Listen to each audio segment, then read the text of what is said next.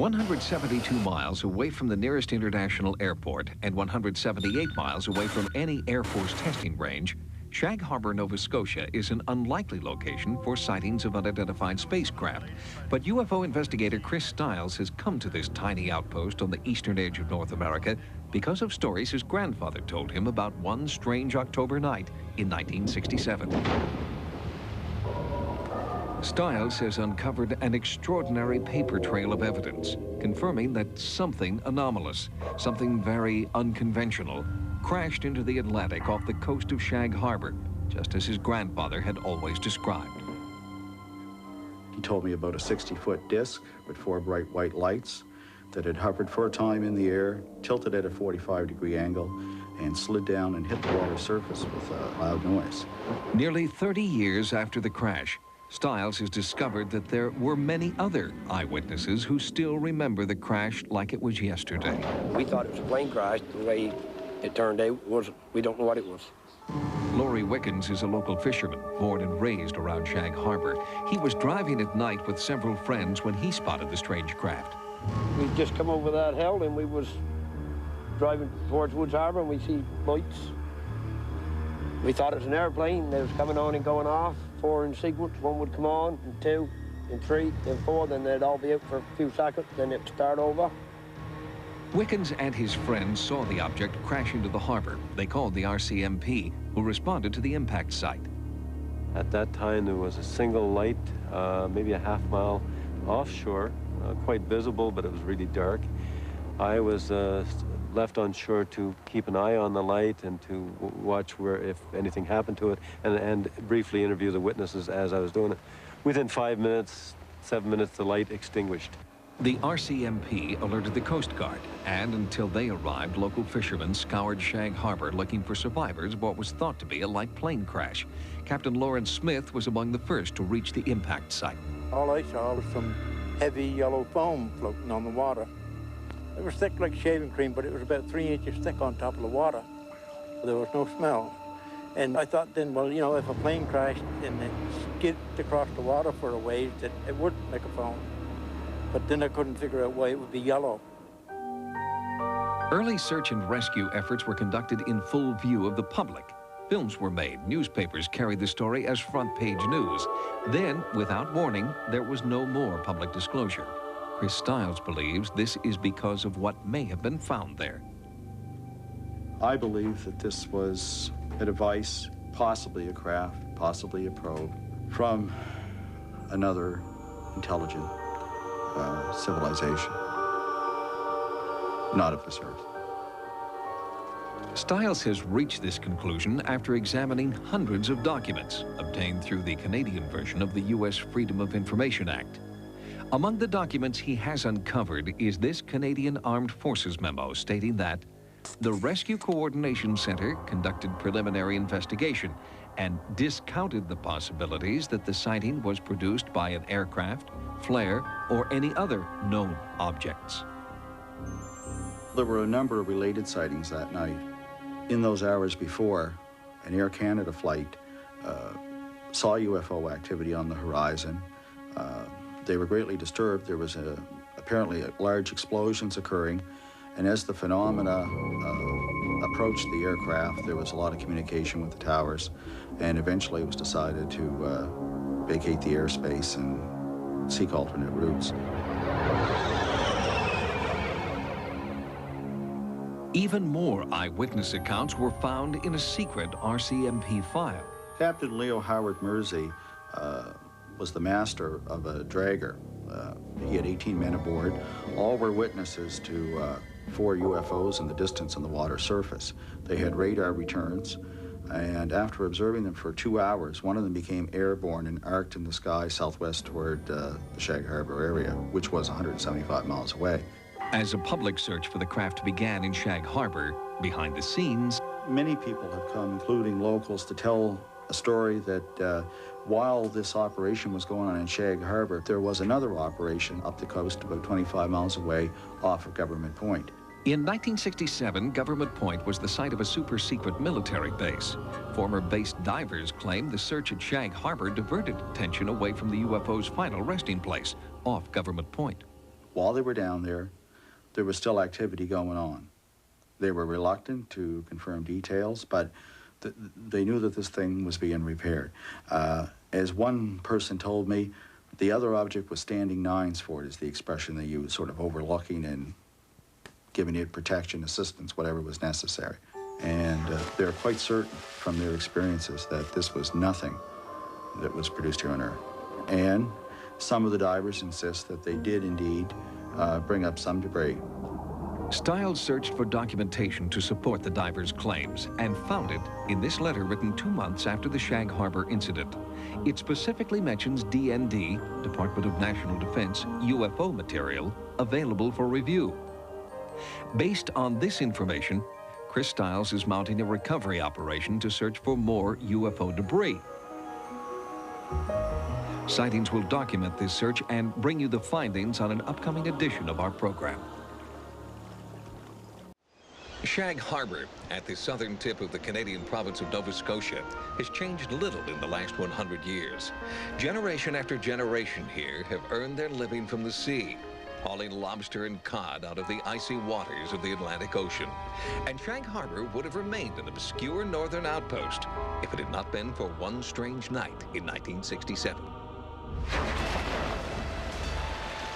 There was a bright light, an enormous crash, and an unprecedented joint mobilization of Canadian and American government forces.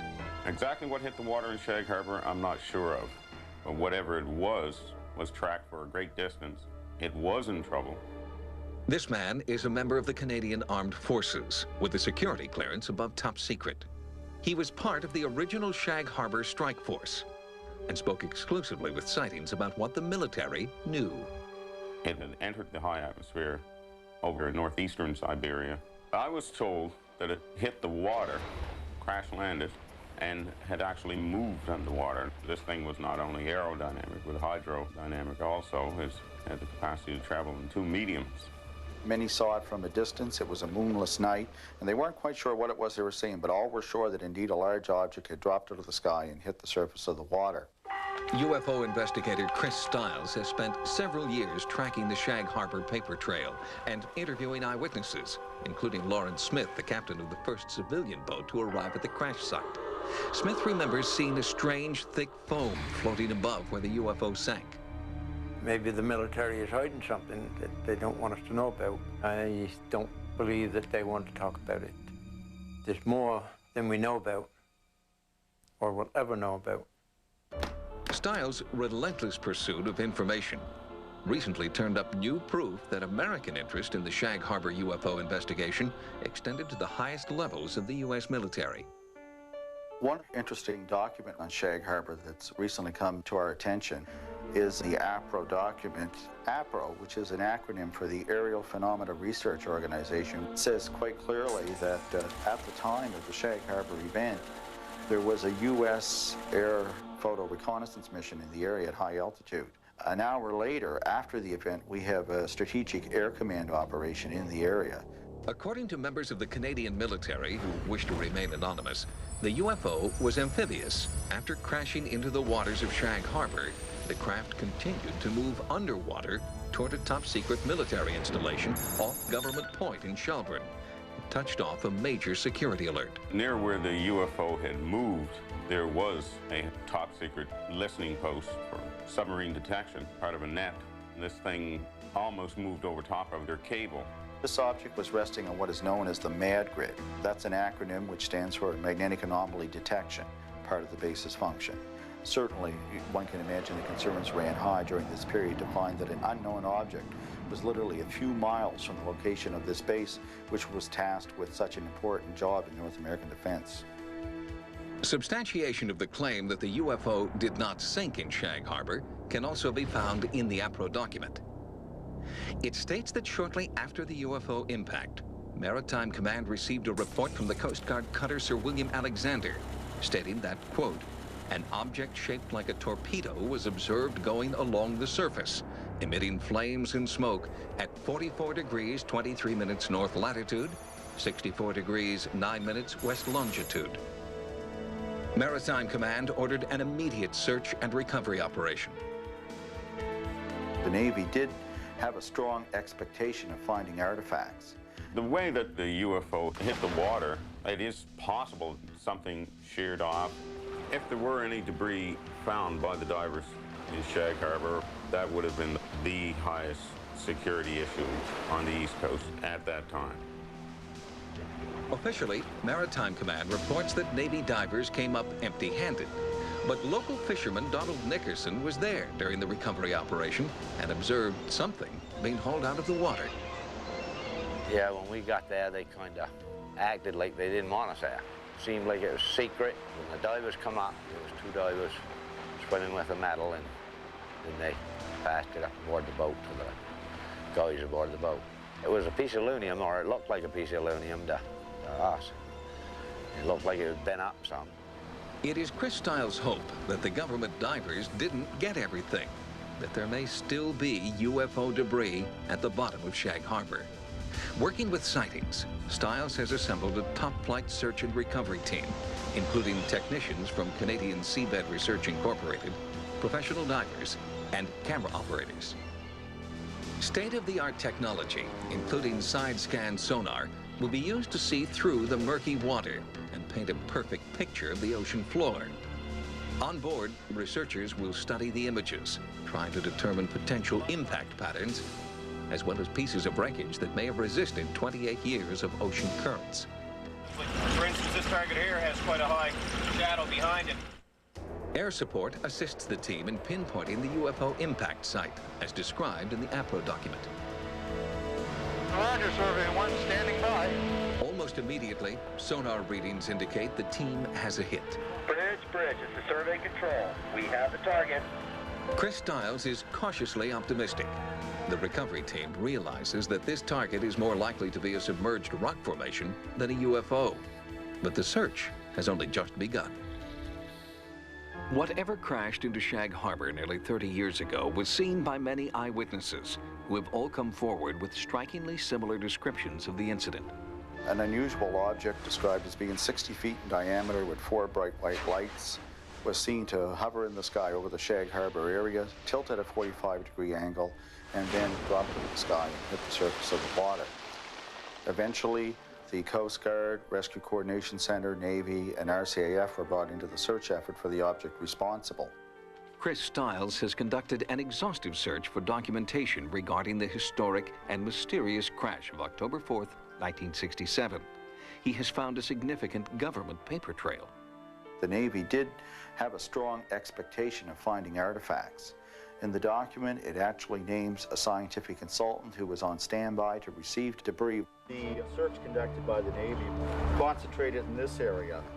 In October 1995, Sightings launched its first ever salvage operation under the direction of Chris Stiles. Our goal was to locate and retrieve any pieces of UFO wreckage large enough to have resisted the forceful tides and currents in Shag Harbour. By all accounts, the odds were stacked against us, but this operation would offer a unique opportunity to apply scientific methods to an incident rife with rumor and conjecture. If debris could be found, our team would find it. We hope to take the searched areas beyond the former military search and perhaps check out some of these target detections and the impact site, which was actually outside of the search already conducted by the Navy. 28 years had passed since the crash at Shag Harbour. Time was not on our side, but state-of-the-art detection equipment unimagined in 1967 would improve our chances. Prepare for tracking sequence at heading 159, over. There is 500 kilohertz digital side-scan sonar for seabed profiling and target detection.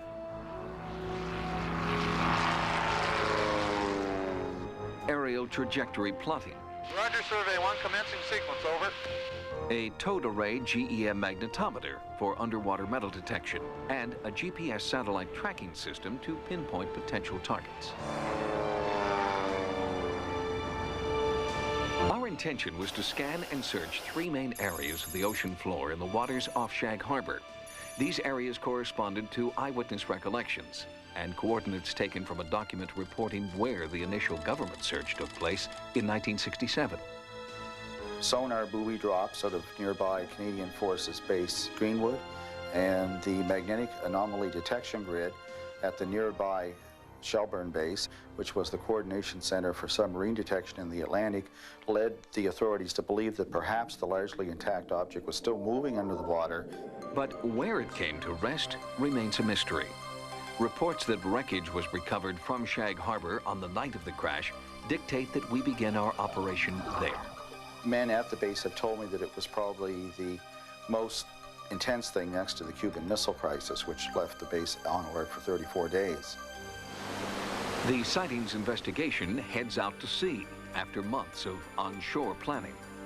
The 3 targeted areas are scanned for potential pieces of wreckage, called targets, and each target is given a priority designation. We were able to lay down an extensive grid pattern and pick up numerous target detections, which we gave an assessment value for high strangeness. A very simple system of 1, 2, or 3. The initial search shows no high-priority targets in Area 1, the section of ocean shore closest to the Nova Scotia mainland. Rather than send divers down to investigate lower priority targets, the team agrees to move further out and begin a grid pattern search of Area 2. Attention bridge, this is control. We have a strong target return. Target detection is one thing. Going down and confirming what the target is much harder indeed. We were actually getting returns off some of the very large kelp beds that produce shadows and images that were misleading. The environment presents perhaps the main challenge in doing a thorough search. Extreme current conditions are almost constant. What was the current like down there? The current's building up. It's going to get worse. Conditions are deteriorating. It's my feeling that we should move on and perhaps check other targets. But the divers press on, eliminating all of the potential targets in Area 2. The search then moves on to the deeper waters of Area 3. In Area 3, there are a number of high-priority targets worthy of investigation. The divers begin a systematic search, working into the night when a particularly promising spike hits on radar. Control, we are approaching target area. In the control room, the team watches the divers' progress. Individual propulsion systems and high-powered underwater lights assist the divers who are fighting increasing tidal currents and a backwash of silt from the ocean floor. As the divers close in on their bearing, they realize that the ocean currents are distorting sonar readings, giving a high-priority signal to nothing more than an unusual rock formation. The team is disappointed, but Chris Stiles is undaunted. He has eliminated 3 crash sites and can now move forward to another area where some government eyewitnesses have told him UFO debris may still be found. I've spoken with several of the divers in the past and other support naval personnel that were involved in this, and early on they told me the story of the Shelburne connection, and it just keeps resurfacing. It's a story that won't go away. That story when sightings continues. When the sighting search and salvage operation failed to turn up UFO wreckage or debris in 3 significant areas off the coast of Shag Harbour, Chris Stiles did not give up his investigation. He feels there is simply too much information about the mysterious UFO crash of October 4th, 1967, to abandon his search for the truth. First, there was consistent testimony from credible eyewitnesses. We see lights moving through the sky that we thought to be an airplane at first. And there was 4 in sequence. 1 would come on, and 2, and 3, and 4. It was reddish orange in color, and they seemed to be on about a 45-degree incline, and the lights seemed to be going in a downward motion. This thing headed down, crashed on the water, and at that time all the lights went off, and 1 other light came on a few minutes later, and that's the light that was there when I arrived on the scene. Royal Canadian Mounted Police Officer Ron Pond not only saw the Shag Harbour UFO, he also interviewed eyewitnesses at the scene. There were witnesses coming from a variety of directions and in different locations, so there was no way that it was a conspiracy or any kind of an attempt to mislead anybody. It was definitely something that came down in the water.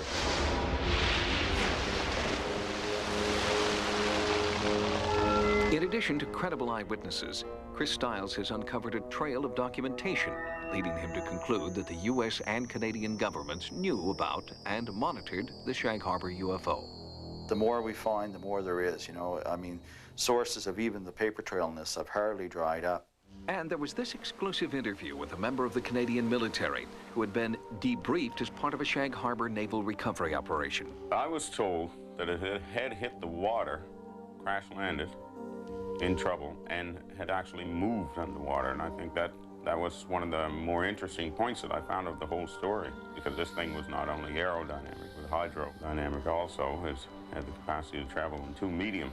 According to this source, the UFO continued traveling underwater and finally came to rest several miles from the impact site. Near where the UFO had moved, there was a high top-secret listening post for submarine detection. This claim of a second location of an unidentified flying object resting on the bottom, somewhere off Government Point in the water, is very interesting, because this location was the spot where Canadian Forces Station Shelburne was located. It is quite possible that there is something laying down there, somewhere between the crash site to the site that had moved. It's hard to move that amount of physical energy around and not leave some sort of a trace. Because Sighting's initial scientific search of Shag Harbour failed to turn up any debris, Stiles is now exploring the possibility that the crash site was 25 miles to the north, near Shelburne. It was here that a second Navy dive reportedly took place on the night of the crash. When I spoke to the divers and support personnel early on, they told me that at the Shelburne end of the operation, where they sat over this craft for a week, that it was on the bottom and that there was still activity in it. Furthermore, there was a second craft there which was lending assistance. They believed that this was a vehicle of extraterrestrial origin. And these men had lengthy experience. Their commanding officer would debrief them and tell them not to open their mouth. The story would not be discussed again. I can only imagine that he would assign some people to ensure that those people do keep quiet. Although he has uncovered a mountain of documentation confirming civilian sightings of the Shag Harbour UFO, Stiles has found almost nothing on paper to confirm military operations in Shelburne or Government Point. I've looked at some unique strategies and tried to be creative. For example, off Government Point, there's an area called McNutt Island, which has a manned lighthouse. I attempted to obtain the lighthouse logs, thinking that perhaps any naval operation that kept ships in the area for 7 days would show in the lightkeeper's records. These were not forthcoming. Attempts with the Coast Guard to get these seemed to indicate that these records were lost. It seems that I could get earlier records and those after, but October's were missing. It is Stiles' belief that considerable work remains to be done in the Shag Harbour UFO investigation. Raw data needs to be analyzed further, and uncharted target sites offshore must be scanned. The elimination of 3 potential impact sites during the first sighting salvage operation is only the first step to what may be a very long road. Shag Harbour is still a mystery. However, I feel that this case will reveal a lot about the nature of the UFO phenomena and may have some answers that even challenge our established belief systems.